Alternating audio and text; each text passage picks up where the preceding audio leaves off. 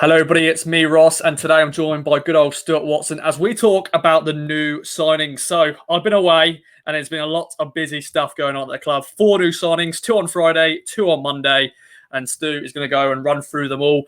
Let's start off with the first one. Stu, Louie Barry on loan from Aston Villa was part of that team who played Liverpool in the FA Cup.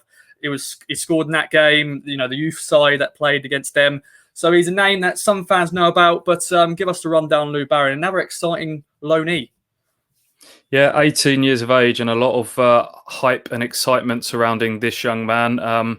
You're right, he scored in the FA Cup against Liverpool last January, getting some nice comments from manager Jurgen Klopp, called him a little Jamie Vardy after that game. He then went on to be quite a big part of their FA Youth Cup winning side.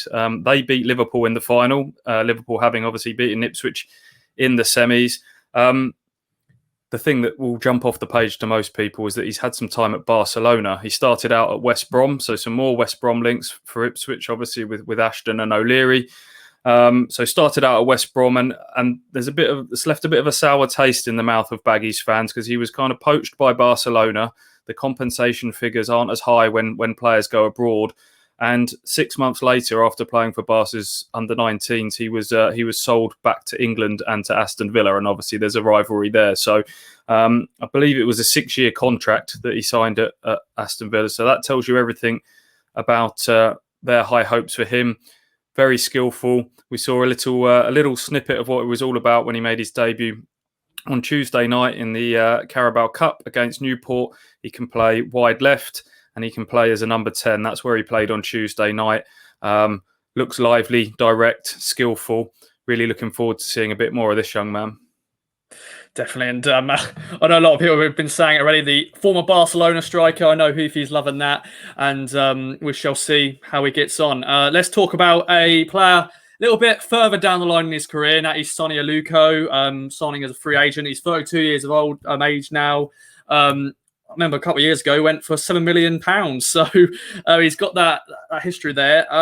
What's your thoughts on this signing? Another striker, another forward. We are got a lot of depth there at the moment. Yeah, I think we'll come on to some other signings in a minute, but I think the top end of the pitch now has to be done for Ipswich. You're right, it's one at the more experienced end of the scale. Most of the Ipswich signings this year have either been sort of prime years, 26, 27 years old, or some younger ones to supplement that. Sone Aluko is experienced. He's been around. He's played for Rangers up in Scotland. He played for Hull for several years, including a couple of seasons in the Premier League. Fulham is probably where Ipswich fans remember him most, for Fulham when they were a very good Championship side a few years ago and taught Ipswich a few lessons along the way. And then, as you say, that £7 million move to Reading. So plenty of experience there. I'm sure his off-the-field qualities and character has got as much to do with what he can bring on the pitch. Looked a little bit rusty on Tuesday night, I have to say. He's had a pre-season trial at Derby, but looks like he needs a few more minutes in the legs. But versatile, he can play wide right, which is where he played Tuesday night. He can play as a support striker as well, and just gives Paul Cook another weapon in the armoury for the long season ahead.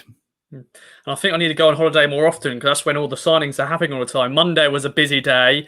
2 more in the door. Or Sunday was one of them. Carl Edwards, out of nowhere, out of the blue, signing as a free agent from West Brom. He'll know Raheem Harper very well. And wow, what can you say about this signing? It's another good signing. Yeah, the West Brom link, which I referenced before, obviously Ashton and O'Leary were directors at West Brom. That's their club where they started out. So I'm sure that's played a part. This happened very quickly. Ashton has said in his quotes that Edwards has been a prime target throughout the summer. There was probably a feeling that they couldn't get him. He was released by West Brom following their relegation from the Premier League. He had time on trial at Reading, and I think they would have signed him had it not been for their transfer embargo situation. He then went on trial to Bournemouth, and Scott Parker spoke very highly of him. For whatever reason, they didn't sign him. And something changed over the weekend, which meant Ipswich could get their man. And that meant they pulled the plug on Michael Jacobs, which has been well documented that he was at the club on Friday and passed his medical and everything. But once the opportunity to get Edwards arose, they got him. This is a player who was linked to Celtic quite heavily throughout this summer. So it gives you an idea of how highly rated he is within the game. He's primarily a left winger, right-footed. So another one who's direct, exciting, skillful. Paul Cook's trying to sign these players that are going to add a bit more dynamism and make Ipswich more fun to watch. He certainly ticks that box. Not short of work ethic as well. And as you say, reunited with Rakeem Harper as well, which I'm sure has played its part. So yes, he didn't sign in time for the Newport game. So we shall see what Mr. Edwards brings to the party over the coming weeks and months. Of course, we've already lost Gui on Edwards, so we've got another Edwards in the door, and we'll see how he gets on. And then the final man, let's rewind back a month ago when he was first linked, and we were thinking we were going to sign him on loan, and he has now eventually signed. Of course, Neil Warnock's been saying different things about him. Hayden Coulson from Borough, season-long loan, left back. We've spoken about him multiple times on different videos and podcasts, but he's finally through the door, and it's Matt Penny's competition at left back. Yeah, I think this is one that Paul Cook really, really wanted to get done. We know how important these attack-minded fullbacks are to the way Ipswich Town plays. And from those Neil Warnock quotes, it sounds like Paul Cook has been on the phone to him every day trying to get this done. Initially, I think Warnock was a little bit reluctant because he was short in the left-sided area. Eventually, they managed to get the loan deal sorted out, and then Hayden got COVID, and so that kind of put everything back by a couple of weeks. But he's here now, he's in the door, and I think he could really change the dynamic of things. He will mirror what Kane Vincent-Young does at right back on the other side of the pitch. Penny got forward, got some crosses into the box from what we've seen so far, but I think Coulson is a different type of player. This is a player that can play left wing. This is a player who can play as a number 10. So that gives you an idea of how attack-minded he's going to be from left back. He's quick. His first thought is to get forward. So he's in the door, and now this squad is really, really starting to take shape. There's going to be 2-3 more max, I would imagine. That's my next question. 14 through the door at the moment. Centre back is one position we're very desperately needing now, definitely with Toto's injury. Junoy Donation's been chucked at centre back, and we've got youngster Corey Ndaba. But what do you reckon? Do you think they are in the window for that centre back, and or are we going to just have to hope and bear for Saturday against Burton? Well, they want another centre back. I think Paul Cook sort of made that clear after the Morecambe game, that defensively is an area that we need to add to. Obviously, 2 poor goals conceded against Morecambe. Another one that wasn't great on Tuesday night against Newport. Edmondson has obviously been signed with a little bit of an injury. Hopefully he's back sooner rather than later. But Toto's obviously hamstring. From what I gather, that's grade 2. So that's 4 to 6 weeks for him, which leaves you Luke Wolfenden, who I think would really benefit from having a good, experienced player alongside him. And young Corey Ndaba as well, who realistically, I would say a good loan move might be the best thing for him to go away and develop and come back. So short of a centre half, they're looking for. Whether that happens before the trip to Burton on Saturday, I'm not sure.